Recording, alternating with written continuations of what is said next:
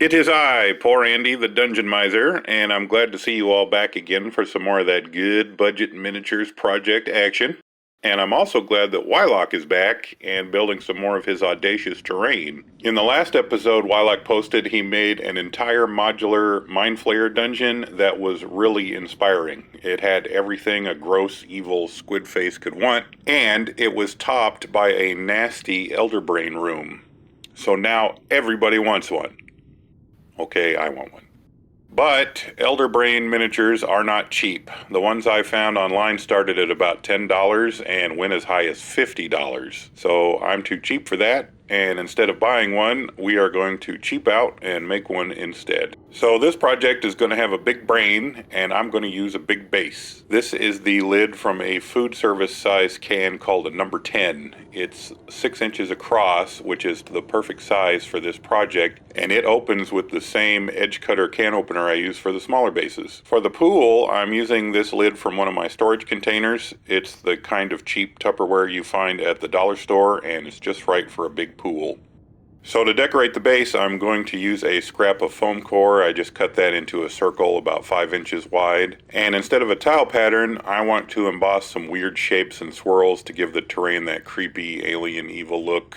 And I'm just going to freestyle draw some doodles, but if you want to print out and trace some runes or whatever you think looks good on that platform, go right ahead. I also carved away a step for the front of the platform, and then I textured the foam with some foil to give it that rocky texture and glued it to the can lid.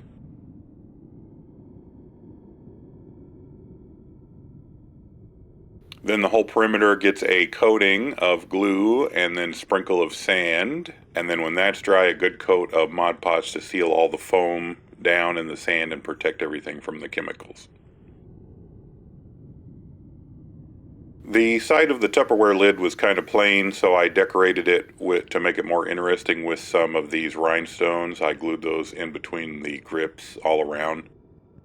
Don't worry about the dents in the top of the lid, those will get covered up later. Now, an Elderbrain has creepy tentacles that stick out of it, so it's time to get out your homemade tentacle roller that I showed you how to make a few months ago. Go back and watch that episode if you need to make one of your own. So just roll out as many tentacles as you want for your brain. I made 2 big ones for the front of the brain and then some smaller ones to arrange around the pool. I'm using polymer clay, of course, like I always do, but you can use green stuff, milliput, magic sculpt, air dry clay, etc. They're all perfect for this project. And if you're not comfortable doing the sculpting, then you can always use the dinosaur tail method that I use for tentacles if you like. And now you ask, where is that giant brain? Well, here's how we make it. This is a novelty silicone ice tray that has 4 big brain molds. Now we can make as many big brains as we want. I got mine from eBay for $5 and the shipping was included. And I have lots of plans for brain monsters now that I have it. And if I wash it out, I can use it to make ice cubes. So win-win. Just a little bit of dental plaster goes into the mold, and then I let that sit overnight. And here is our big brain. It fits perfectly into the lid and covers up those bumps and dents nicely, and a little E6000 holds it in place. Once that's glued in, the tentacles get arranged around the big brain and hanging over the edge of the pool.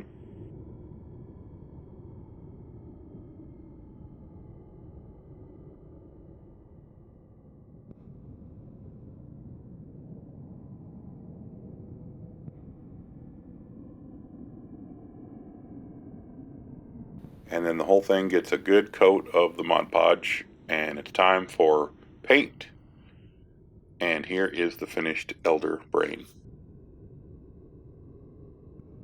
Big, ugly, slimy, and gross. Everything you need for your Mind Flayer dungeon, and the price is so good.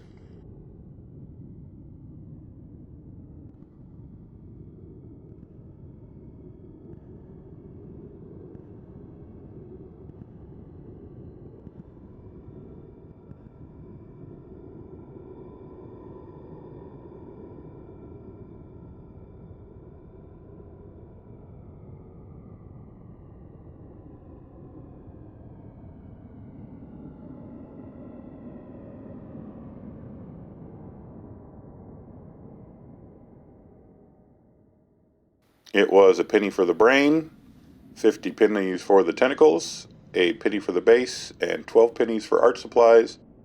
So 64 pennies for a classic boss monster. Thank you so much to Wylock for the inspiration to make a Dungeon Miser version of the Elder Brain. And thank you so much for watching. If you'd like to support me and this channel, please like and subscribe, and let me know what you think of this project in the comments below. I'd also appreciate a cup of coffee. You can buy me one or two at the link in the description and become a Dungeon Miser's apprentice just like these fine beggars here.